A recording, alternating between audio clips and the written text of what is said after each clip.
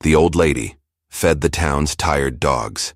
Every day, after she passed, they still waited at her ranch. Every morning at exactly 8 o'clock, they came. Dozens of them, dogs of every size and color, walking in perfect silence toward an empty ranch house with boarded windows and a sagging porch. They arranged themselves in neat rows, their eyes fixed on the front door that hadn't opened in 3 months. Caleb Dunn pulled his horse to a stop and stared at the impossible sight. He'd traveled through many towns, seen plenty of strays, but nothing like this.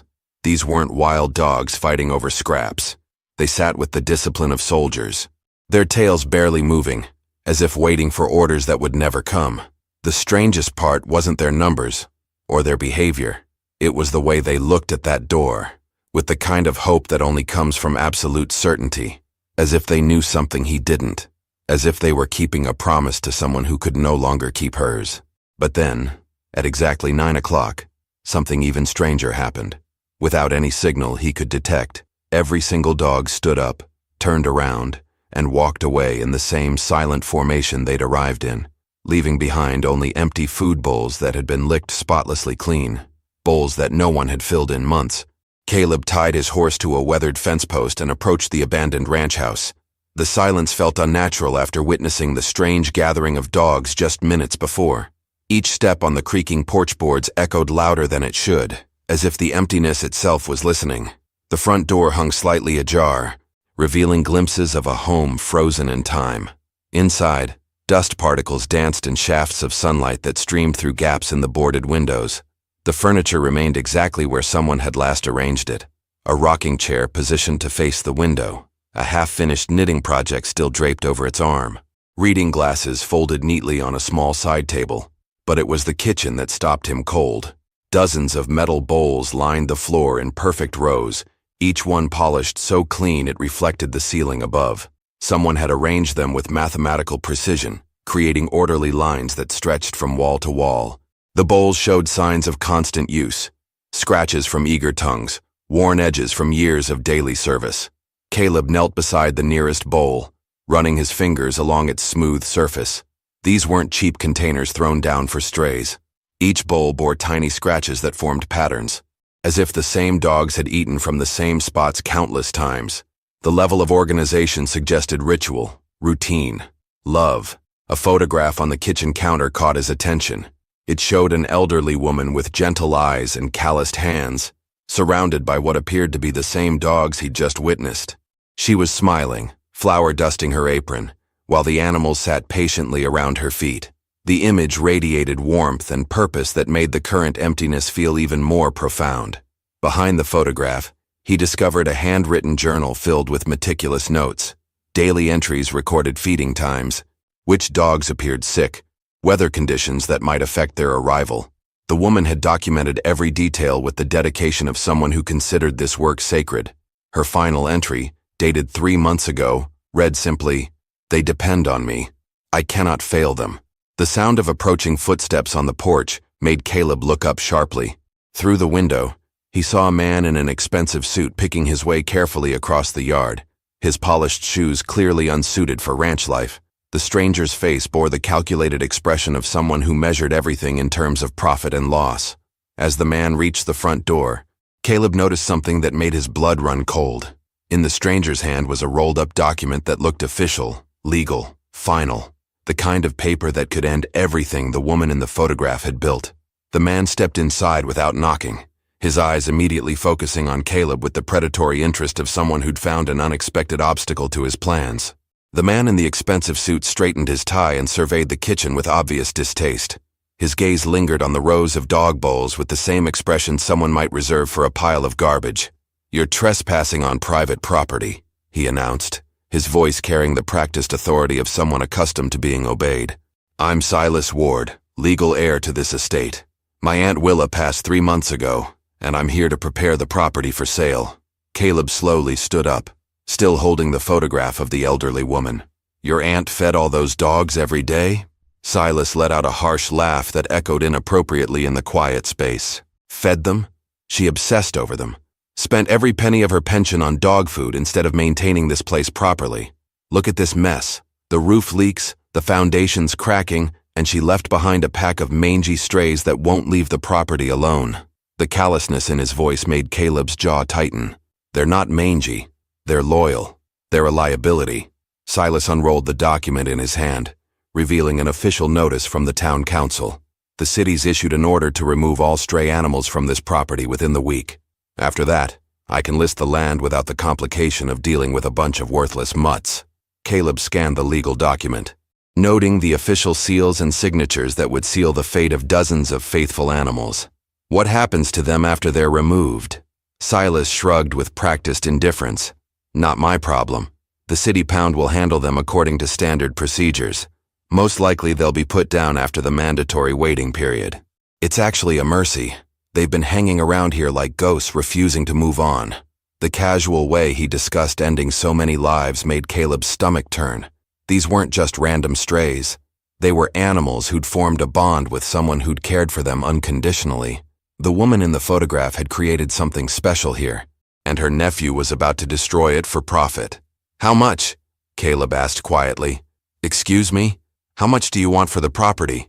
Silas's eyes sharpened with interest, but he maintained his aloof demeanor. The land's worth $30,000, but I need a quick sale. I'd take 25 cash. No questions asked. Though I should warn you, the dog problem comes with the territory until the city handles it. Caleb set the photograph back on the counter, his mind racing through calculations of money he didn't have and obligations he'd never planned to take on. But something about the woman's gentle smile and the memory of those patient, hopeful animals made walking away impossible. I need 3 days to arrange the money, he said finally. Silas nodded, already mentally counting his profit. 3 days. But understand, the removal order stands regardless. You'd be buying an empty property. As Silas left, Caleb realized he'd just committed to something far more complicated than buying land. Tomorrow morning at 8 o'clock, those dogs would return, expecting someone to fulfill a promise their caretaker could no longer keep. The question was whether he could become the person they needed him to be before it was too late. The next morning arrived with the precision of clockwork. Caleb positioned himself on the porch at 7:30, watching the horizon for the first signs of movement. At exactly 8 o'clock they appeared, a steady stream of dogs emerging from different directions across the landscape, all converging on the ranch with the same purposeful determination he'd witnessed the day before. A massive shepherd mix led the procession, his graying muzzle and careful gait suggesting years of making this daily journey. Behind him followed a motley collection of breeds and mixed breeds, some limping slightly, others moving with the stiff joints of advanced age. These weren't the strong, healthy animals one might expect to survive on their own. They were the forgotten ones, the elderly, the injured, dogs that most people would have given up on long ago. Caleb descended the porch steps slowly, not wanting to startle them. The lead dog regarded him with intelligent brown eyes that seemed to assess whether this stranger posed a threat to their ritual. After a moment of careful consideration, the shepherd mix sat down in his usual spot, and the others followed suit, arranging themselves in the same precise formation. For an hour they waited. Their patience was absolute, their faith unshakable. Even when Caleb moved among them, checking for signs of injury or illness, they maintained their vigil. Several bore the marks of hard living, old scars, patchy fur, the lean frames of animals who'd learned to survive on scraps. Yet their eyes held no wildness, no aggression, only hope. At 9 o'clock, they departed as silently as they'd arrived, leaving behind the empty bowls that Caleb now understood represented something far deeper than hunger.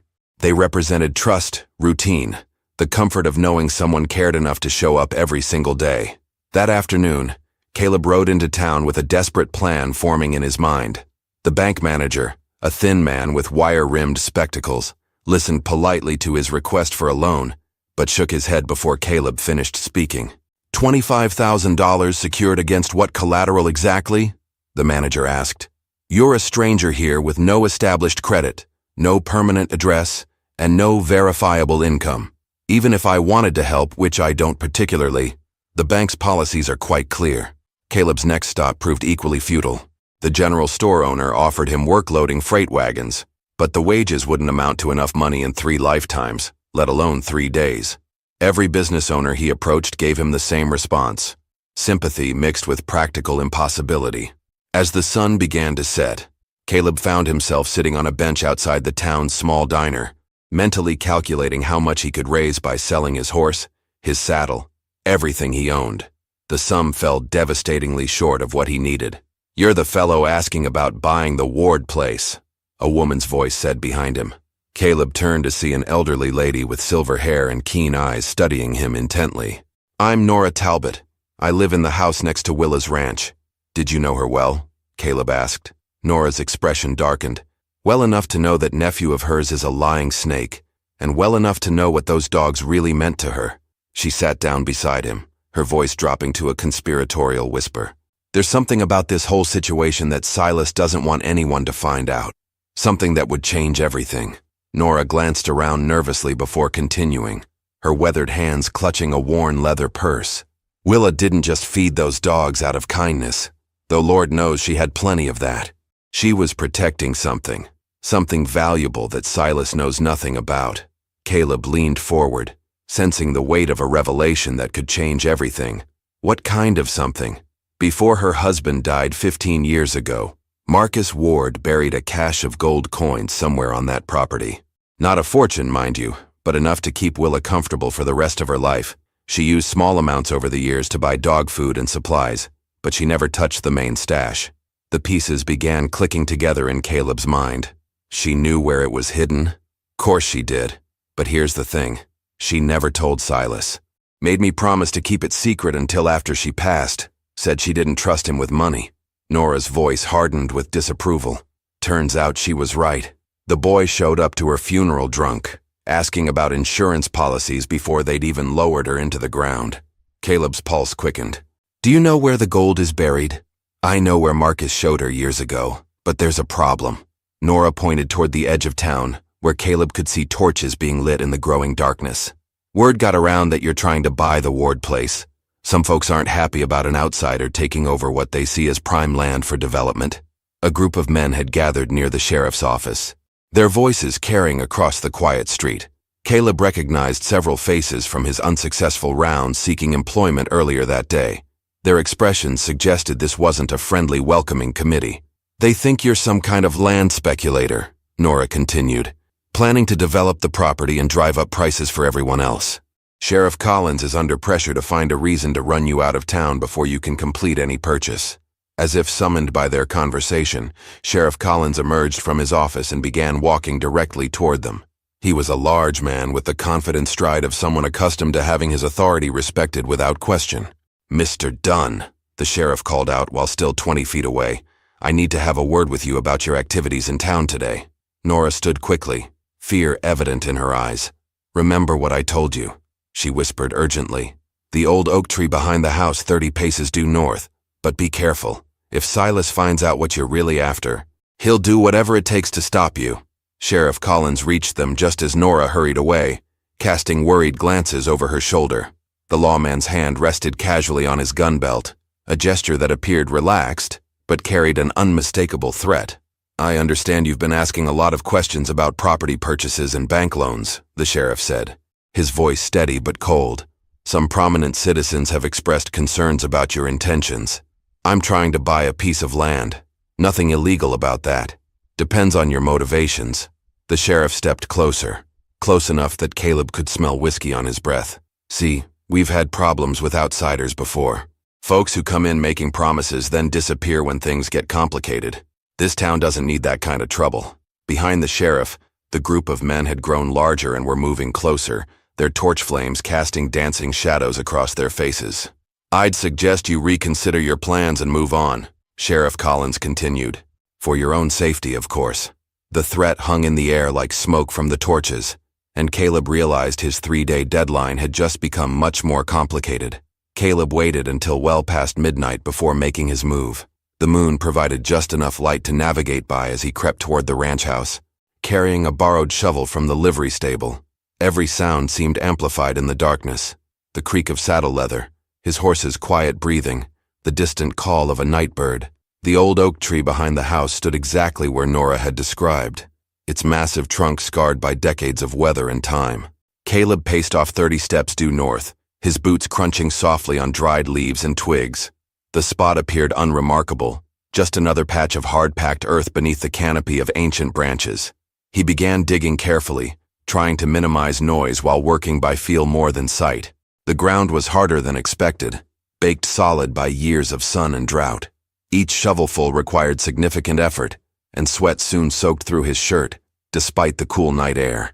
After an hour of backbreaking work, his shovel struck something solid with a metallic ring that made his heart race. Dropping to his knees, he cleared away dirt with his hands until his fingers found the unmistakable shape of a metal strongbox. It was smaller than he'd hoped, but heavy enough to contain exactly what Nora had promised. The sound of approaching horses made him freeze. Multiple riders were moving along the main road toward the ranch, their voices carrying clearly in the still air. Caleb quickly refilled the hole, covering the strongbox with just enough dirt to hide it while leaving it accessible for quick retrieval. He couldn't risk being caught with evidence of what he'd discovered. Grabbing his shovel, he melted back into the shadows behind the house, just as torchlight flickered through the trees. Sheriff Collins emerged into the clearing, followed by 4 armed men whose faces were grim with purpose. "Check inside the house first," the sheriff ordered. "If he's hiding out here, we'll find him." Caleb pressed himself against the back wall, listening to boots stomping across the porch and the crash of the front door being kicked open. Through the windows, he could see torch flames moving from room to room as the searchers conducted their hunt. "Nothing here, Sheriff," one of the men called out. "But someone's been poking around recent. Dust's been disturbed in the kitchen. Keep looking. Check the barn, the outbuildings, anywhere he might have made camp." The search party spread out across the property with methodical thoroughness. Caleb realized with growing alarm that they weren't just looking for him. They were looking for any sign of what he might have been doing here. If they discovered the freshly disturbed earth behind the house, they'd start asking questions he couldn't answer. As the men worked their way closer to his hiding spot, Caleb made a desperate decision. Moving as quietly as possible, he began working his way toward the front of the house, hoping to circle around and reach his horse before they cut off his escape route. But as he rounded the corner of the building, he came face to face with Silas Ward, who was standing in the shadows with a satisfied smile and a loaded rifle pointed directly at his chest. "Going somewhere, Mr. Dunn?" Silas asked softly. "Because I think you and I need to have a much more honest conversation about why you're really interested in my property." The trap had been perfectly set, and Caleb had walked right into it. Silas kept the rifle trained on Caleb while calling out to the search party. "Sheriff, I found him trying to sneak away from the back of the house." Within moments, torches surrounded them, casting flickering light across Silas's triumphant face and the sheriff's suspicious scowl. The other men formed a loose circle, blocking any possible escape route. "What were you doing back there in the dark?" Sheriff Collins demanded, his hand resting on his gun. "Honest folks don't skulk around other people's property at midnight." "I was checking on the dogs," Caleb said, knowing how weak the excuse sounded even as he spoke it. "They showed up this morning again, and I wanted to see if they came back at night too." Silas laughed harshly. "Dogs? You expect us to believe you were out here in the middle of the night because of a bunch of strays?" He gestured toward the shovel in Caleb's hand. "And I suppose you brought digging equipment to pet them." The sheriff took the shovel and examined it closely, noting the fresh dirt clinging to its blade. "This has been used recently. What were you digging for?" Caleb's mind raced through possible explanations, but every lie would only dig him deeper into trouble. "I was burying some scraps for the dogs to find in the morning," he said finally. "Where?" Silas demanded. "Show us exactly where you were digging." The trap was closing around him, and Caleb realized that any attempt to lead them away from the actual burial spot would only make things worse when they inevitably found the disturbed earth. His only hope was to maintain his story and pray they wouldn't search thoroughly enough to discover the strongbox. "Behind the house near the old oak tree," he admitted. Silas's eyes lit up with sudden understanding, and Caleb felt his stomach drop. Something in the nephew's expression suggested he knew more about that particular location than he'd been letting on. "The oak tree," Silas repeated slowly. "How interesting that you'd choose that specific spot." He turned to the sheriff with renewed authority. "I want that area searched immediately. This man is treasure hunting on my property." "Treasure hunting?" Sheriff Collins asked skeptically. "My aunt used to tell stories about my uncle burying things around the property during the war years. Family valuables, important documents, that sort of thing. I always assumed they were just stories. But what if they weren't?" Caleb watched in growing horror as the pieces fell into place for Silas. The nephew might not have known the exact details, but he'd clearly heard enough family stories to recognize the significance of someone digging behind the house at night. The search party moved toward the oak tree with renewed purpose, their torches casting dancing shadows across the ground. Within minutes, they'd located the loosely refilled hole and begun digging with enthusiasm. "Well, well," Sheriff Collins said, as his men uncovered the edge of the metal strongbox. "Looks like Mr. Dunn here knew exactly what he was looking for." Silas practically vibrated with excitement as they hauled the strongbox from the ground and forced it open. The torchlight revealed neat stacks of gold coins, more money than most of these men had ever seen in one place. "This belongs to the Ward estate," Silas declared immediately, "which means it belongs to me as the legal heir. Mr. Dunn was attempting to steal it." "I wasn't stealing anything," Caleb protested. "I was trying to buy the property fair and square." "With what money?" the sheriff asked pointedly. "You told the bank you had no collateral, no income, no assets.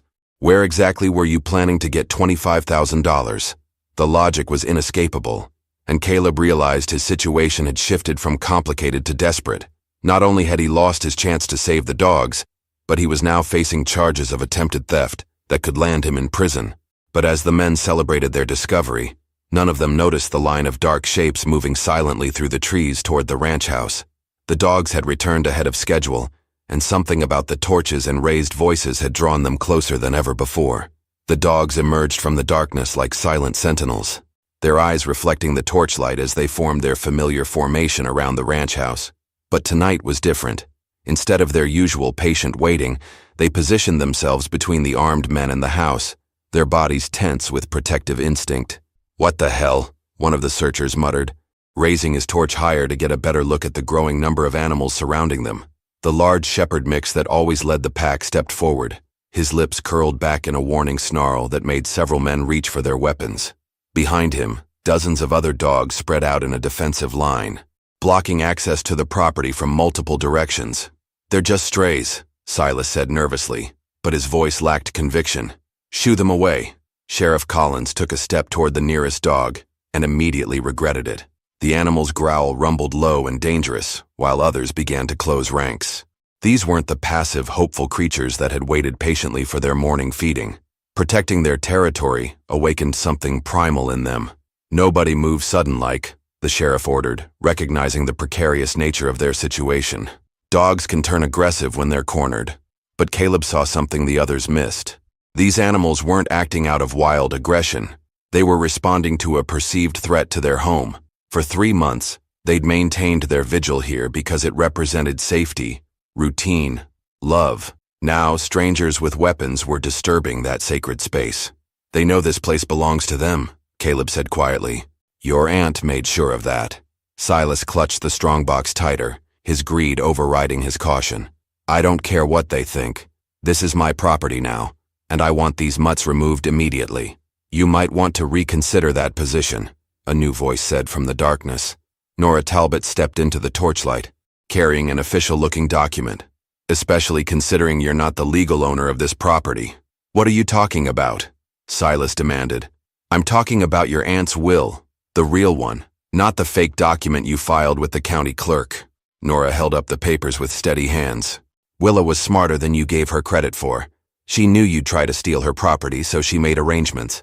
Sheriff Collins examined the document by torchlight, his expression growing increasingly troubled. "This appears to be a legal will, properly witnessed and notarized. It states that the property is to be held in trust for the care and feeding of the dogs currently residing there." "That's impossible," Silas sputtered. "I'm her only living relative. I have legal rights." "You have the right to contest the will in court," Nora replied calmly. "But until then, this property belongs to the animals. Which means Mr. Dunn here wasn't attempting to steal anything. He was trying to purchase land that wasn't legally yours to sell." The sheriff looked around at the dozens of dogs still maintaining their protective formation, then back at the will in his hands. The situation had shifted dramatically, and everyone present could feel it. "Mr. Ward," Sheriff Collins said formally, "I'm going to need you to return that strongbox. If this will is legitimate, those funds belong to the trust established for the dog's care." Silas's face went through several shades of red before settling on a dangerous purple. His carefully laid plans were crumbling around him, and his eyes held the desperate look of a man with nothing left to lose. Silas made one last desperate grab for the strongbox, but the sheriff's firm grip stopped him cold. "That's enough, Mr. Ward. You're already facing potential fraud charges for filing a false will. Don't make this worse." "This is ridiculous," Silas shouted, his composure finally cracking completely. "I spent money getting here, time arranging the sale, legal fees for the property transfer. You can't just take it all away because of some dogs." "I can and I will," Sheriff Collins replied firmly. "This will supersede any claims you might have had. The property, the funds, everything belongs to the trust." He turned to Caleb with a mixture of respect and curiosity. "The question now is what happens next. These animals need someone to manage their care." Caleb looked around at the dozens of faithful dogs still maintaining their protective formation. Their trust in this place, their unwavering loyalty to a woman who'd shown them kindness when no one else would. It represented something he'd been searching for without even knowing it. "I'll do it," he said simply. "I'll be their caretaker." Nora smiled warmly and handed him another document. "Willa hoped someone like you would come along. This appoints you as the official trustee, with full authority to manage the property and funds for the dog's benefit. The gold your uncle buried should be more than enough to cover food, veterinary care, and basic maintenance for many years." As if sensing that the threat had passed, the dogs began to relax their defensive positions. The large shepherd mix approached Caleb cautiously, sniffed his outstretched hand, then sat down beside him in a gesture of acceptance that felt like a sacred blessing. Sheriff Collins secured the strongbox and began organizing his men for the ride back to town. "Mr. Ward, you'll need to come with us to sort out the legal complications you've created. I suggest you find yourself a good lawyer." Silas cast one last venomous look at the ranch house before allowing himself to be escorted away. His dreams of easy money had crumbled into the reality of potential criminal charges and public humiliation. As the torches disappeared into the distance, Caleb found himself alone with his new responsibility. The dogs had returned to their patient waiting formation, but now their vigil had purpose again. Tomorrow morning at 8 o'clock, someone would be here to fill their bowls and show them the same unconditional care their beloved Willa had provided. 6 months later, the ranch had been transformed into something special. Word had spread about the sanctuary for elderly and injured dogs, and people from neighboring towns began bringing animals that needed refuge. Caleb had learned each dog's name, their preferences, their individual needs. He'd become exactly what Willa had hoped for, not just a caretaker, but a guardian of the love she'd created. Every morning at 8 o'clock he stood on the porch and watched them gather in their familiar formation. But now, instead of empty bowls and broken promises, they found fresh food, clean water, and the comfort of knowing someone cared enough to show up every single day. Willa's legacy lived on in every tail that wagged, every grateful look, every peaceful moment of an old dog sleeping safely in the sun. Caleb had found his purpose in keeping faith with those who'd never lost faith themselves. The dogs still waited each morning, but now they waited with joy instead of hope, because they knew their wait would always be rewarded. If you enjoyed this story, click the video on your screen now to watch another unforgettable tale of courage and loyalty in the Old West, where unexpected heroes emerge from the most unlikely places. Don't forget to subscribe and consider a super chat to help us keep bringing you more stories like these. Your support means everything to us. A police officer was patrolling the snowy mountains when his German Shepherd suddenly stopped, growling at a frozen cliffside. Beneath layers of ice, they uncovered a hidden steel door, sealed for decades. His radio crackled with a warning from his superiors. "Turn back, do not enter." But the dog refused to move. Moments later, inside the pitch-black bunker, the officer froze. There was a young girl tied up, her eyes filled with terror, a gag over her mouth and a faint heartbeat that should not have survived the cold. Who had put her here? Why had the town's former sheriff covered it up? And what secret was buried beneath the mountain snow all these years? What happened next will restore your faith in loyalty, courage, and the bond between man and dog. Before we start, tell me where you're watching from. Drop your country in the comments. I want to see how far this story travels. The storm had passed, but Silverpine, Colorado, still lay under its heavy hand. Snow blanketed the mountains and pressed into the narrow streets of the small town like an unwelcome guest that refused to leave. The morning air was sharp enough to cut through layers of wool and leather. Each breath crystallized instantly, floating as mist before fading into the silence. The forest beyond the town stretched upward toward Snowcap Ridge, its black pines frosted in white, the ridge itself looming like a frozen crown above all. For Officer Daniel Carter, mornings like this had become routine, but never comfortable. Daniel, 35 years old, was a man shaped by both tragedy and duty. He had the lean, wiry frame of someone who had spent his life outdoors, shoulders broad but posture slightly slouched from long hours in patrol gear. His hair was dark brown, cut short with faint streaks of gray at the temples that made him look older than his years. His eyes, storm gray and steady, often revealed little of his thoughts, but those who knew him well, what few still did, recognized the undercurrent of grief that never left him. 2 winters ago, his wife, Hannah, had been killed in a sudden avalanche during a ski trip. The mountain had stolen her in seconds. Since then, Daniel carried the silence of the snow inside him, a quiet heaviness that clung to his every step. It made him cautious, but also relentless. He would never again turn his back when someone's life was at stake. At his side padded his partner, not human, but truer than any friend. Rex, a German Shepherd, 9 years old. Rex had once been a proud member of the K-9 unit, trained in search and rescue, narcotics detection, and even tactical response. Time, however, had left its marks on him. His sable coat shimmered with streaks of silver that caught the light like frost. One ear stood tall, the other bent permanently from an old injury. A long scar etched down his right hind leg told stories of battles past, though he carried it with dignity. Despite his age, his eyes, deep, intelligent brown, held an intensity undimmed by years. Rex was no longer officially in service, but for Daniel, he remained a partner, a guardian, and perhaps the only soul who understood the shadows he carried. On this particular morning, Daniel and Rex moved slowly along the snow-packed trail leading higher toward Snowcap Ridge. They were checking the aftermath of the storm, ensuring no hikers had been stranded and no cabins cut off. The radio on Daniel's shoulder crackled occasionally with updates from dispatch, but most of the journey was wrapped in quiet, broken only by the crunch of boots and the soft panting of Rex. As they rounded a bend near a sheer cliff face, Rex suddenly stopped. His body stiffened, ears perked, nose twitching in rapid bursts. A low growl rumbled in his throat. Daniel frowned, scanning the ridge. "What is it, boy?" Rex moved closer to the rock wall, pawing at a snowdrift that clung stubbornly against the stone. His claws scraped ice and revealed something that glinted faintly beneath the frost, a dull, metallic edge, too straight, too deliberate to be natural. Daniel knelt, brushing away the snow with his gloved hand. The outline revealed itself slowly. A rectangular shape, almost the height of a man, framed in steel. The edges were rusted, but unmistakably artificial. It was a door, embedded in the cliffside. A shiver ran down Daniel's spine that had nothing to do with the cold. He clicked his radio. "Dispatch, this is Carter. I've got something unusual on Snowcap Ridge. Looks like a sealed entry, maybe military. Do we have any records of bunkers up here?" Static hissed before a voice replied, clipped and firm. "Negative, Carter.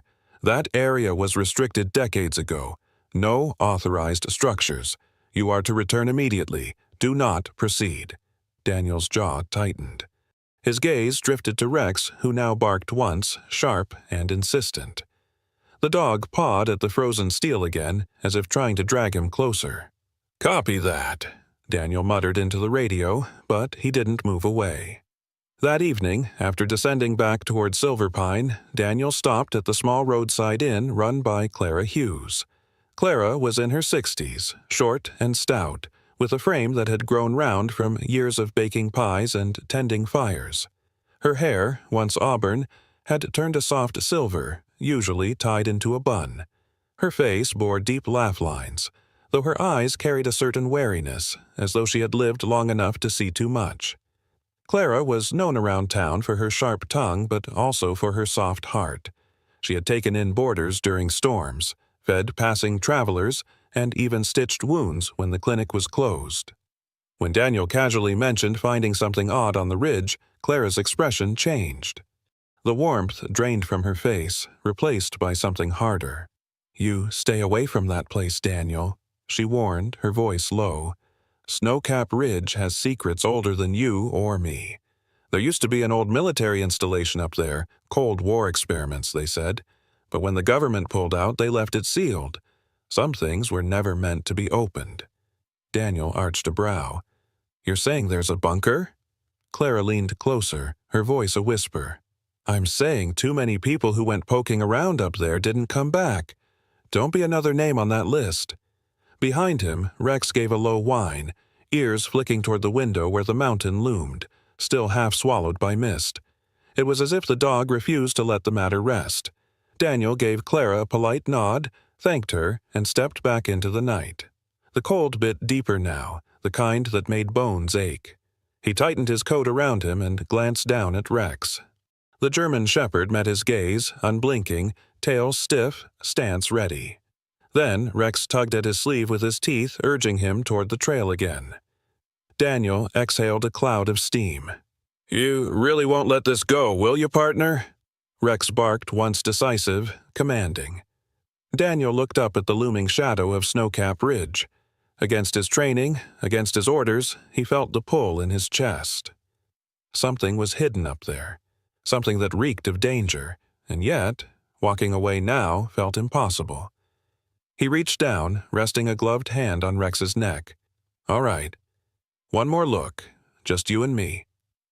The snow crunched beneath their boots and paws as they turned back toward the mountain. The storm had left the world silent, but Rex's growls told Daniel the silence was hiding something alive. The wind had shifted. It no longer whispered through the pines. It pushed, pressed, howled like something old and angry had been stirred awake. Officer Daniel Carter pressed forward through knee-deep snow, his flashlight beam slicing through the darkness that clung to Snowcap Ridge. Each step crunched over frozen ground, the mountain groaning faintly beneath layers of ice and memory. Rex moved beside him like a shadow given purpose. The 9-year-old German shepherd didn't bark, didn't whine. His breath came in clouds, eyes locked forward, nose twitching rapidly with alert precision. His bent left ear flicked with every distant sound. Something had called him here, not in words, but through instinct, and Rex had listened. Daniel didn't need a second reason. The voice from dispatch still echoed in his radio. "You are to return immediately. Do not proceed." He'd shut it off. The cliffside loomed ahead, jagged and ancient, its surface slick with decades of ice and erosion. Daniel scanned the wall until he found it again, the faint outline nearly swallowed by snow and frost. A steel rectangle, vertical and cold, fused into the mountain's skin. Not a door made for welcome. Rex was already on it. The dog leapt up against the frozen surface, sniffing furiously around the seams. His paw scratched at the lower right corner where rust bloomed in spider-like streaks. Daniel joined him, removing a nylon tool wrap from his backpack. Inside, a crowbar, mallet, collapsible spade, and chisel all carried more out of habit than hope. He knelt by the corner where Rex had begun digging. "You really want to do this?" he muttered. Rex turned to him, eyes gleaming amber in the flashlight beam, then pressed his snout back against the crack. That was answer enough. Daniel drove the chisel into the corroded seam with a sharp clang, the sound echoing back off the cliffs like a gunshot. Bits of ice chipped free. He struck again, and again, until the chisel found soft metal and the mountain exhaled. From inside the bunker came a hiss of stale, ancient air dry, cold and still thick with dust that hadn't moved in decades. It seeped out like breath from the lungs of something long asleep. Daniel paused, then inserted the crowbar and leaned his weight in. The door groaned. Metal protested against metal. A crack widened, revealing utter darkness beyond. A gust escaped, swirling flakes and sharp, bitter wind into Daniel's face. His eyes watered instantly. The stench was faint but distinct: damp stone, old machinery, and something human. Rex growled low, body tense but forward. Daniel adjusted his headlamp and peered into the black. He could make out the edge of a stairwell, descending sharply into the earth. Walls lined with rusted rivets and frosted bolts. No modern locks, no electronic systems. This place was abandoned before such things were common. He stepped closer, touching the edge of the metal with his glove. Flakes of red rust fell away like dead skin. "Help me find the hinge," he said.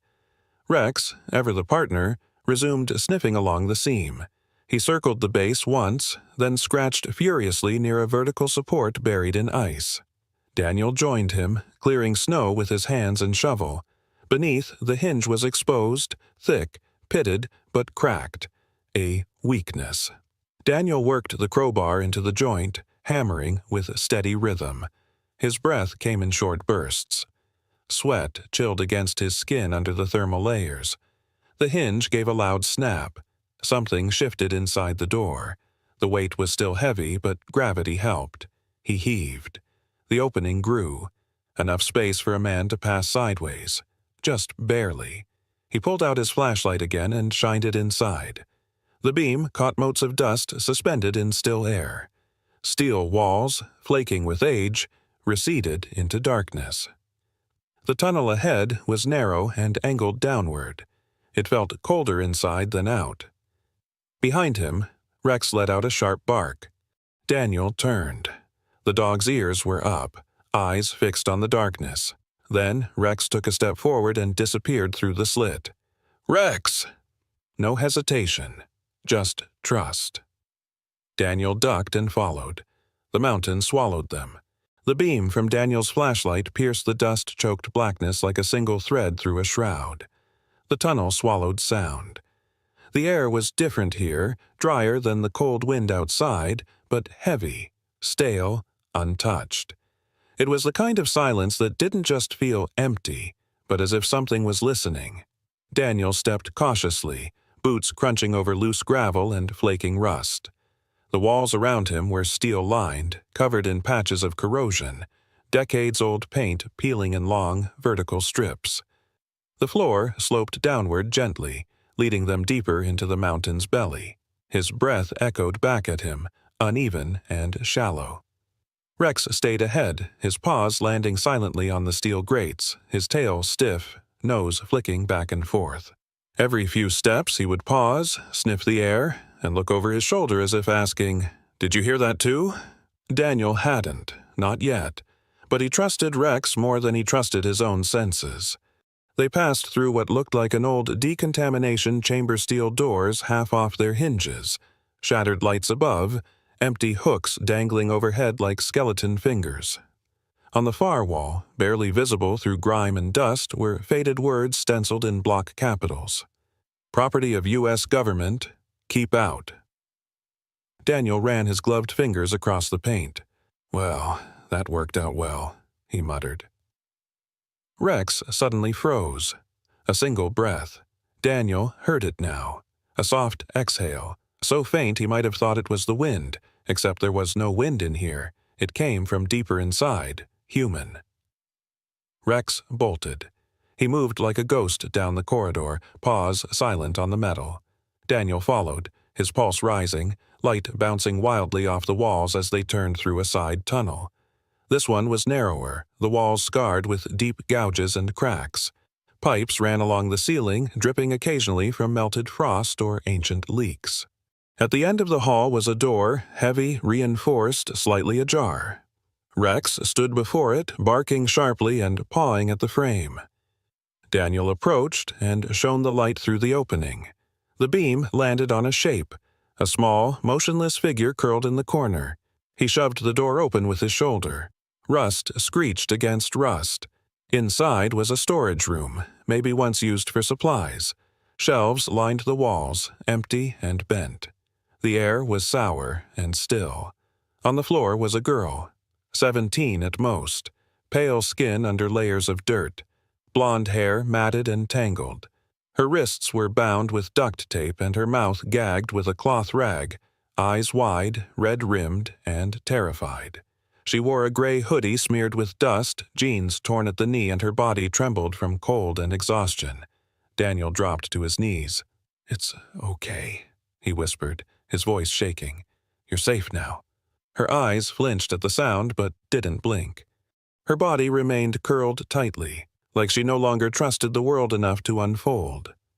Rex stepped forward, slowly, tail down, head low, ears perked but soft. He approached her without sound and gently lay beside her, pressing his warm body into her side. He didn't bark or whine, just stayed there, breathing steadily, offering what warmth he could. The girl let out a muffled cry, not from fear, but relief. Her muscles loosened slightly. Daniel took out his folding knife, gently cut the duct tape around her wrists, then untied the gag from her mouth. She gasped sharply, choking once on stale air, then began to sob quietly, head still lowered against Rex's fur. "It's okay," Daniel said again, crouched beside her, one hand on her shoulder. "You're going to be okay. I'm Officer Daniel Carter. You're safe." The girl nodded slightly, still too weak to speak. Rex licked her hand once, then rested his head on her thigh. Daniel scanned the room quickly for signs of anyone else. Nothing. No food, no water, just an old bucket in the corner and a ripped sleeping bag someone had tossed over her legs. She had been dumped here like a secret. He looked back at the door. It hadn't been locked, just shut tight enough to hide the sound. He turned to the girl again. "What's your name?" he asked gently. Her voice was hoarse, barely above a whisper. "Emily," she said. The weight of Emily against Daniel's shoulder was light, but it carried the heaviness of 1,000 unanswered questions. Her legs were trembling from exhaustion, her breath shallow and fast as she clutched the side of his jacket with one hand, the other resting on Rex's thick fur. The old German shepherd stayed close, occasionally brushing against her to steady her, eyes flicking toward every corridor they passed. His steps were careful but alert. Something had changed in his posture, no longer just searching, now guarding. They had ascended 3 levels of the bunker's narrow interior, passing rusted signs that had long since lost meaning. The silence had returned, but it was no longer empty. It hummed now with tension. Daniel's flashlight shook slightly in his grip as he guided them forward. Emily hadn't said much since whispering her name. She still walked as if the ground beneath her might vanish. They approached the final metal stairwell leading up toward the outside world. The air grew crisper, fresher, tinged with pine and cold. The exit was close. Then Rex stopped. His body went rigid, tail lifted, ears pointed toward the shadows at the far end of the hallway they'd just passed. His growl was low, deep, and full of warning. Daniel froze, instinctively shifting to put Emily behind him. He drew his sidearm slowly, eyes narrowing into the darkness. "Who's there?"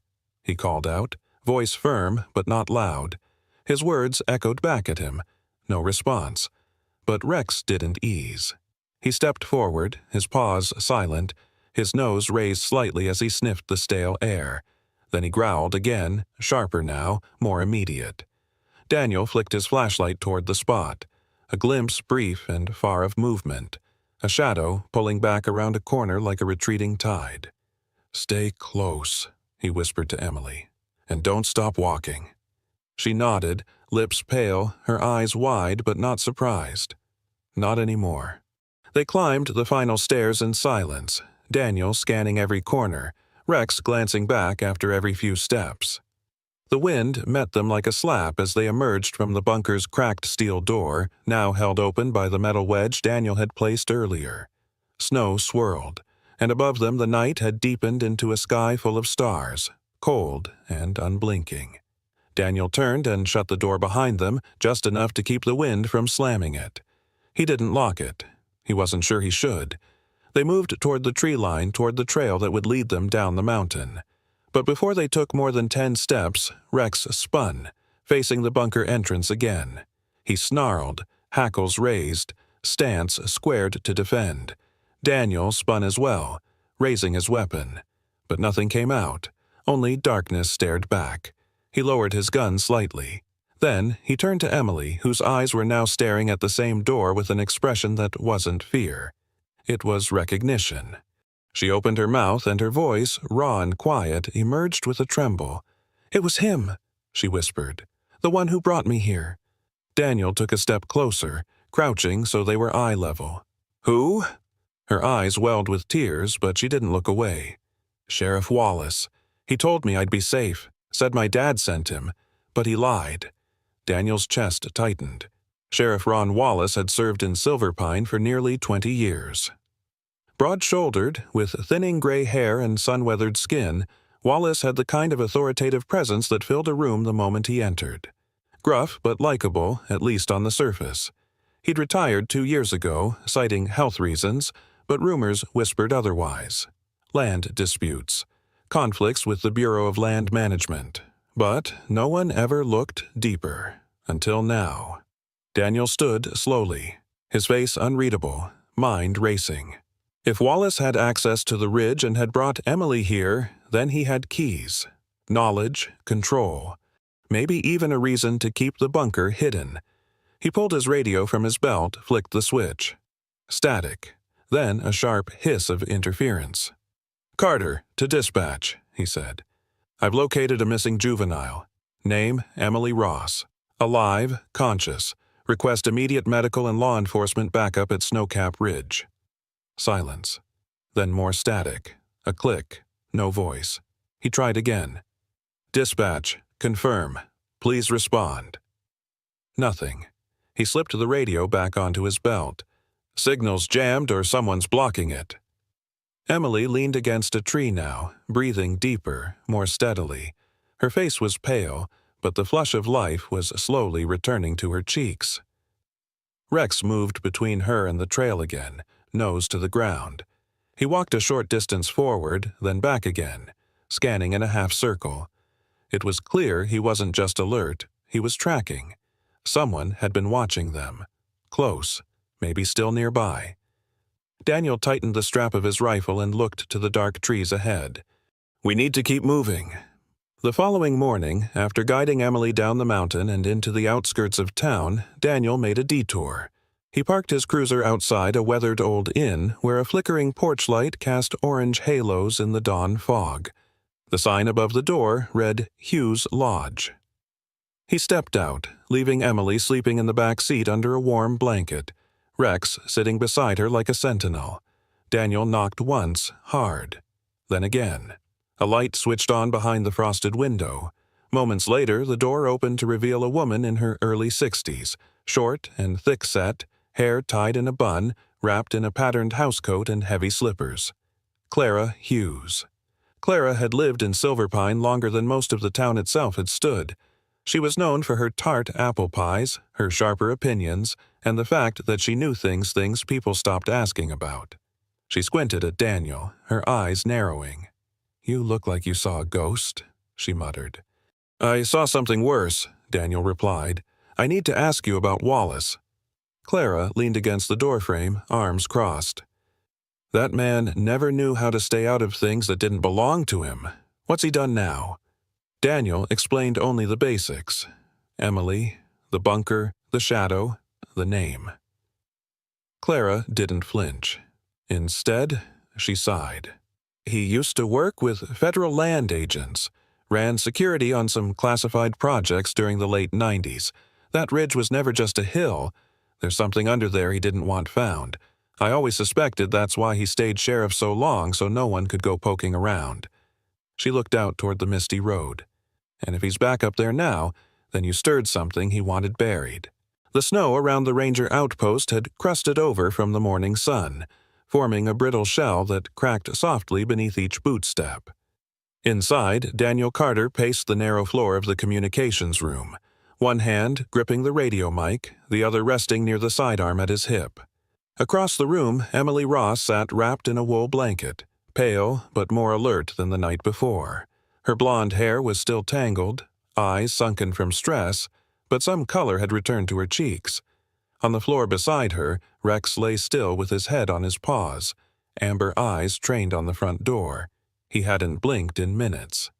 Daniel pressed the mic again and tried to keep his voice calm. "Dispatch, this is Officer Carter.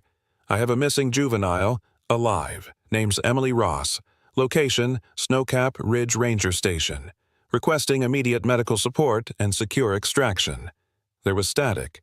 Then, unexpectedly, a voice. Daniel, you've made your point. It wasn't dispatch. Daniel stiffened. Sheriff Wallace? The voice on the other end was unmistakable.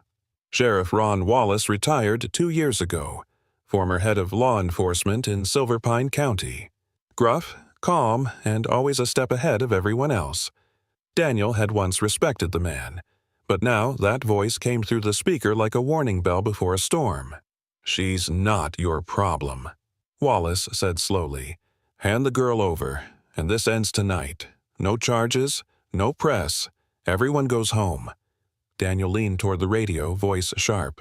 She was abducted and left to die. You want me to ignore that? You weren't supposed to find her, Wallace replied, no hint of shame. You went where you were told not to go. You don't want to keep digging, son. Trust me on that. Daniel's free hand curled into a fist. What are you hiding? The radio went dead. Daniel waited. 5 seconds, 10. He adjusted the frequency, tried again. No response. Then something else changed. The blinking red light on the outpost's rooftop tower went dark. The radio channels, even static, faded completely. The signal was gone. He turned to Emily. We're cut off. She stared at him for a long second. You said that voice. It was Wallace? Daniel nodded. Emily's voice dropped, hesitant. He knew my father. Daniel moved closer. Tell me what you know. All of it. Emily wrapped the blanket tighter and took a long breath. My dad wasn't just mapping rocks. He found something up there, something that didn't match the geological records. High mineral density, magnetic interference, strange readings on seismic gear. He thought it was artificial. Not man-made, but unnatural. Daniel frowned. And Wallace? He visited our house once, said he was with a special unit that helped regulate sensitive land. My dad got quiet after that, burned some of his notes, stopped going into the field. She paused. Then someone knocked on our door and told me I had to come with them, said it wasn't safe anymore. Daniel stood. He walked toward the window and scanned the tree line. Nothing moved but the wind. Rex rose to all fours, ears up, body stiff. Daniel turned sharply. What is it? Rex gave a low growl, then walked toward the back door of the station. His nose pressed to the seam. Daniel followed, peeking out through the side window. No visible movement, but Rex wouldn't react like that without reason. He turned back to Emily. We're leaving. Now. She looked uncertain. But you said to wait for... There's no backup coming, Daniel cut in. We're on our own. Rex was already moving, sniffing the floor, leading them toward the storage exit. The door opened into a half-buried service path winding around the side of the ridge, old, uneven, and mostly forgotten. Daniel grabbed an emergency pack from the cabinet, flares, water, trauma bandages, and a thermal blanket. He slung it over his shoulder and opened the back door, letting Rex go ahead. The shepherd took to the snow without hesitation, weaving through the narrow corridor of bent trees and broken trail markers. The forest was silent except for their steps. Emily followed as best she could, the blanket now wrapped around her shoulders like a cloak. Her boots crunched in the snow, and though she was still weak, her pace quickened with adrenaline. They were a quarter-mile down the trail when Daniel finally heard it, the soft, rhythmic crunch of approaching footsteps, too measured to be wild animals. Human. He turned, hand on his weapon. But no one came into view. Still, Rex was on full alert now, his nose scanning behind them, body positioned at the rear like a guard. Daniel slowed, motioned for Emily to duck behind a thick pine. He crouched beside her. We're being tracked. Wallace? She whispered. Could be someone else, he said, but I don't plan to wait and find out. Rex moved toward a split in the trail. His nose touched the snow, then his head snapped left. He turned to look at Daniel, then padded forward. Daniel took it as gospel. They followed Rex through the thicker woods, off the original trail, ducking under fallen limbs and skirting around jagged outcrops. Daniel had only seen this old route once, years ago, an abandoned fire break cut into the slope. But Rex seemed to know the land like a ghost returned to its old haunts. It wasn't long before they reached a dry creek bed that curved downhill toward an old ranger road. When they stopped to catch their breath, Emily sank onto a rock and looked up at Daniel. "You think we'll make it?" Daniel nodded, eyes scanning the tree line behind them. "Yeah," he said, "but we're not going to stop again until we do." Rex moved beside her, sat, and leaned gently against her side. Emily smiled faintly, her first real smile in days. The blizzard struck like a siege from the heavens, wind howling through the trees with the fury of a wild beast. Daniel, Emily, and Rex trudged along the ridge's edge, their boots sinking into snow that had risen past their knees. Flakes whipped sideways like shards of glass, stinging their faces and blurring their vision. The world was reduced to silhouettes and instinct. Daniel kept Emily close, his gloved hand gripping her arm, the other wrapped tight around the butt of his pistol. Rex moved ahead, a silent shadow against the storm fur streaked with ice, ears sharp, body poised. Suddenly, Rex froze. The German shepherd, now barely visible in the whiteout, growled low and deep. Then came the faintest click metal on metal barely audible over the wind. Daniel spun around just as a flash of light burst through the darkness. A gunshot cracked. He shoved Emily to the ground and dropped beside her, shielding her with his body. "Move!" He barked to Rex, who leapt into the brush like a phantom. Another shot, then a scream. Daniel rolled to a better vantage and fired into the direction of the muzzle flash. The snow lit up briefly, revealing a figure retreating behind a boulder. He whispered, "Emily, crawl behind that log.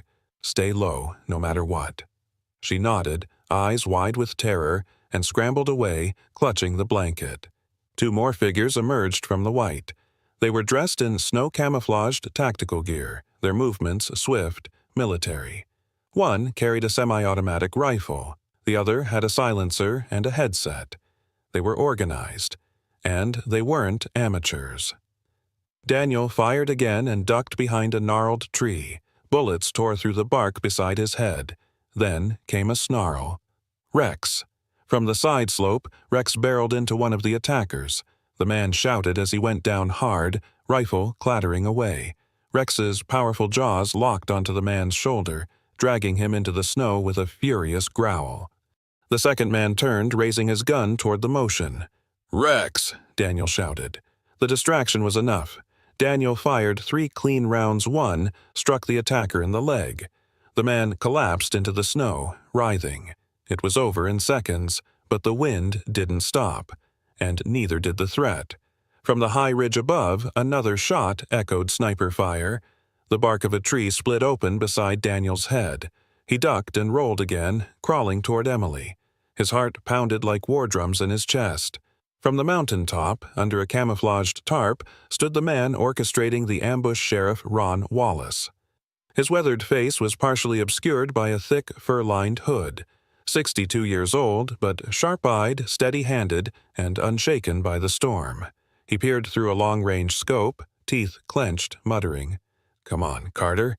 Show your head again." Behind him were 3 more men, each ex-military, paid to clean up mistakes. Mistakes like Emily. Mistakes like the truth. Down in the valley, Daniel dragged Emily behind a natural rock shelter. Rex at his side now, bleeding slightly from his flank but still standing, defiant. Daniel checked the magazine on his pistol. 5 rounds left. He turned to Emily. "If anything happens to me, you run. Got it?" She didn't speak, but her chin trembled as she nodded. Suddenly, off in the distance flashes, not gunfire, signal flares, someone else had seen. That someone was Clara Monroe. She had watched from the cracked window of her rental cabin further down the valley. Clara was in her mid-50s, tall and wiry, with gray-streaked brown hair tied back in a braid. Her face was weathered and sun-kissed, lips always pursed like she was holding back a secret. Years ago, Clara had worked in logistics for the U.S. Forest Service. She knew the terrain better than most, and she knew a muzzle flash when she saw one. She didn't trust Wallace. Not since the mining protests 10 years ago. She reached for the landline, an old rotary phone she kept because cell service up here was useless in storms, and dialed a number she hadn't used in years. FBI Field Office, Helena, came the voice. She didn't waste time. This is Clara Monroe. I'm reporting an armed conflict near Snowcap Ridge. Shots fired. Possible cover-up. Sheriff Wallace is involved. Ma'am, are you in immediate danger? The agent asked. No, but the people up there are. Name of the officer involved? Daniel Carter, Clara said, and he's got the girl, Emily Ross. She's alive. The agent paused. We're sending a team. Clara hung up and stared at the ridge. She didn't smile, but her eyes burned with quiet resolve. Back in the storm, Rex led Daniel and Emily down an icy slope behind the rock wall. The shepherd, though wounded, never limped. His eyes scanned the ridges above constantly. He moved like he'd done this before. As they reached a break in the trees, more bullets whistled past. Daniel fired back but knew they were pinned. Then Rex did something unexpected. He turned and bolted up the slope straight into enemy fire. "Rex!" Daniel screamed. The dog zigzagged, drawing fire. Two of the men redirected, chasing him. In doing so, they exposed themselves. Daniel seized the moment and fired. Two men went down. But Rex didn't stop. He charged directly at the third, launching himself with full weight. The man dropped his weapon and tried to shield his face, but it was too late. Rex knocked him over, teeth bared. Daniel raced up the hill, arriving just in time to pull Rex back, gun still raised. The man lay in the snow, dazed and bleeding. Daniel looked down at Rex. Blood stained his coat, but it wasn't all his. "You're insane," Daniel whispered, petting his head. Rex wagged his tail once. Atop the ridge, Wallace stared through his scope, lips twitching with frustration. Then came a sound from his radio. "Helicopter inbound, unmarked. Not ours." Wallace swore. He stood, peeled back the tarp, and looked into the sky. Far to the west, through the storm, came the thunder of rotors. Federal backup. He spat into the snow. "Pull out," he growled. "We'll vanish like always." The snow had thinned into light flurries by the time Daniel began leading Emily down the narrow switchbacks of Snowcap Ridge, his arm protectively around her shoulder. Rex walked beside them, alert but steady, his thick sable coat speckled with blood and frost. Slung from his mouth was a torn jacket sleeve stained with dark crimson, the last trace of the man who had tried to shoot Daniel just hours earlier. It wasn't just a trophy, it was evidence. Emily leaned into Daniel's side, weak but resolute. Her cheeks were windburned, her lips cracked from the cold, yet her gaze never wavered from the path ahead. She was no longer just a frightened girl. She was a witness walking out of the shadows of a mountain that had hidden more than snow. Near the tree line, parked haphazardly behind a wall of snow-laden pine, an unmarked black SUV idled quietly. A tall man in a long navy coat emerged as they approached. His frame was lean but aged, shoulders stiff with years of waiting. His glasses were fogged, but nothing could mask the shock and disbelief on his face when he saw the girl. "Emily?" the man whispered. Her steps faltered. Then, in a broken cry, "Dad!" she ran. Dr. Charles Ross caught her mid-stride, falling to his knees in the snow, arms locked around his daughter. He was in his early 60s, with salt-and-pepper hair and a tremble in his hands. A former geologist with the National Survey, Charles had once uncovered the illegal mining tunnels that scarred the mountains beneath the town. For his discovery, he was threatened, then discredited, and finally silenced. But he had never stopped searching for Emily. Not when she disappeared 2 weeks ago. Not when the local sheriff's office dismissed it as a runaway case, not even when private investigators gave up. "I looked everywhere," he whispered into her hair, tears cutting lines down his frostbitten face. "I never stopped. I knew someone had taken you." Daniel stood quietly, letting the moment pass, but Rex nudged the father's shoulder with his nose. He dropped the bloodied jacket at Charles's feet. Charles looked up, voice rasping. "His dog saved my daughter." "He did more than that," Daniel replied, his voice hoarse. "He saved me too." Minutes later, 2 more SUVs pulled into the clearing, headlights flashing. Agents from the FBI, led by Special Agent Dana Myers, stepped out, rifles at ease but eyes sharp.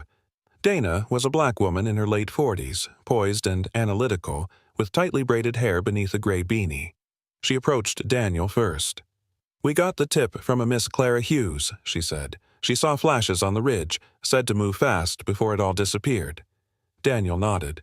"You're right on time. Wallace and his men were ambushed. We've got a girl rescued, a shootout on federal land, and proof of illegal activity. I hope that's enough for a warrant." Charles interrupted, his tone calm but forceful. "It will be." From the interior of his SUV, he retrieved a sealed black folder weathered at the corners but meticulously preserved. He handed it directly to Agent Myers. "These are geological reports, transaction records, copies of encrypted emails, and satellite scans I've collected for years. Wallace was the gatekeeper for a network of mining that goes back decades. This mountain wasn't abandoned. It was buried." Myers opened the folder, her eyes scanning the pages, her breath catching. This is enough for a task force," she murmured. "And Wallace?" Daniel asked. Myers nodded. "We've tracked his emergency radio ping. He's retreating west, probably headed toward the old ranger station. We'll intercept." Emily pulled closer to her father, clutching the edge of his coat. "And what about her?" Daniel asked softly. Myers met his gaze. "She's now part of a federal case, but first she goes home." A half hour later, Wallace was brought down in handcuffs. He emerged from the trees flanked by 2 agents. His face was bloodied from a fall, and his uniform torn. He still wore the sheriff's badge from a different County A relic of a career long rotted from within. His eyes, however, locked on Daniel with something between rage and regret. "You don't know what you've done," he hissed. "No," Daniel said quietly. "I know exactly what I've done." Rex stood beside Daniel, a low growl rising from his throat. Wallace flinched. Back at the clearing, Clara Hughes arrived, escorted by another agent. She wore her usual thick brown parka and jeans tucked into snow boots, her long gray braid falling over one shoulder. Her face was tired, but determined. "I figured you'd need this," she said, holding up an old leather journal. "It belonged to my brother. He worked with Wallace back when the military base was active. Recorded everything in this little book. He died, suspiciously. I've been holding on to this for years." Daniel accepted the journal, and Agent Myers took it next. "You've done good," Myers said to both civilians, but Clara shook her head. "He did better." She nodded toward Daniel. "He didn't walk away." The snow had stopped. Sunlight broke through the clouds, painting the mountainside in soft gold. For the first time in years, the ridge felt like it was breathing again. Daniel stood with Emily and her father, Rex sitting proudly at his feet. The mountain had given up its secret, and justice at last had begun to echo down from its peaks. The snow had quieted. Atop Snowcap Ridge the storm had passed, leaving behind a white silence so pure it looked like time itself had stopped to breathe. The sun rose slowly, its golden rays cutting through the lingering mist, revealing the battered footprints and chaos from the night before. But today, the light brought something else closure. Emily stood wrapped in a thick woolen blanket provided by one of the FBI agents. She was 17, tall for her age but worn down by trauma, with streaks of light still clinging to her matted blonde hair. Her eyes, though tired, held clarity for the first time in weeks. She stood beside Daniel and Rex, looking out at the town below. Rex sat upright at Daniel's side. The 10-year-old German Shepherd's sable coat shimmered under the dawn light, silver streaks dancing across his spine. His left ear was still bent, his scarred hind leg trembling slightly, but his posture remained proud. He'd saved lives. He'd uncovered evil. And now he watched the sun as if he, too, were guarding this moment of peace. Emily turned to Daniel, holding something tightly in her hand. A small leather collar worn, handmade, and crudely carved. She'd worked on it through the night using a discarded dog tag and a pocket knife one of the agents had let her borrow. Her fingers trembled not from fear, but from emotion. "I know you've probably had 100 honors in your life," she said softly, her voice raspy but steady. "But this one's from me." She knelt before Rex, fastening the collar around his neck. On the metal tag, etched with slow, careful effort, were the words, "Guardian of Silverpine." Rex gave a soft whine and nudged her hand with his nose. Daniel, standing over them, swallowed hard. His eyes misted, and he crouched to wrap his arms around the dog's thick neck. "You kept us alive, old boy," he whispered, "and you brought her back." From behind them, Dr. Charles Ross Emily's father stood silently. A man in his late 40s, Charles was a gaunt figure, gray-flecked hair tucked under a worn beanie. His olive trench coat was soaked through at the hem, but he didn't seem to notice. His face, once numb from grief, now cracked open with awe and gratitude. "I never stopped looking," Charles said hoarsely. "Not for a minute. I gathered what I could. Documents, receipts, satellite maps, old mining records, but they all led nowhere. I thought I'd lose my mind watching the days go by with no sign of her." Daniel walked up to him and handed over the evidence bag Rex had helped retrieve, the bloodied jacket, the coordinates scrawled in Wallace's handwriting, the key to the underground bunker. Charles took the bag with both hands and let out a breath like he had been holding it for months. Behind them, Agent Morales, a sharp-eyed Latina woman in her early 40s with a Navy FBI parka, stepped forward. "Mr. Ross, your testimony and these documents will make a strong case. Between your file and Officer Carter's report, we can pursue federal charges against Wallace and his accomplices." She turned to Rex and gave a brief nod. "And credit goes where it's due. We don't often file hero reports for canines, but I'll make an exception this time." Down in the town below, Silverpine was already stirring. News had spread like fire through snow. The sheriff had fallen. The girl was alive. The dog had led the way. At the community hall, where a makeshift rescue center had been set up, locals were gathering with flowers, candles, and handwritten notes. Daniel, still stunned by the surreal calm, found Clara waiting near a pine tree with snow brushing her coat. She was a slender woman in her early 60s, tall, with salt and pepper hair tucked beneath a knitted cap. Her eyes, once weary from years of suspicion, now gleamed with quiet triumph. "I called the FBI the moment I saw those flashes on the ridge," Clara said. "Didn't even bother telling Wallace. Figured it was time someone trusted their gut." Daniel smiled faintly. "Thank you. You saved more than one life last night?" Clara tilted her head toward Rex. "He did most of the work." As the morning drew on, the town gathered at the old memorial circle by the fire station. A wooden platform was erected, and Mayor Linda Harper A., short, sharp-tongued woman with a powerful presence, stepped up with a hand-carved plaque. Townspeople huddled in scarves and heavy coats, forming a circle around the trio: Daniel, Emily, and Rex. Rex stood still as the mayor fastened the plaque around his neck beneath the collar Emily had given him. It read, "In honor of Rex, the guardian of Snowcap Ridge, whose loyalty unmasked the silence and returned the light to Silverpine." The crowd erupted in applause, cheers, and choked sobs. Emily stood tall, her shoulders back, her gaze steady. She had survived, but more than that, she had spoken the truth. She had lived to see justice rise from the snow. Daniel looked out at the people and then down at Rex. His voice cracked as he spoke. "This dog doesn't just track trails. He tracks justice. He guards more than people. He guards what's right." Later that evening, Daniel sat by the wood-burning stove in his home at the edge of town. Rex lay at his feet, his breathing slow and steady. The fire cracked gently, echoing like a heartbeat. Daniel pulled out a thick binder labeled "Cold Cases, Silverpine County."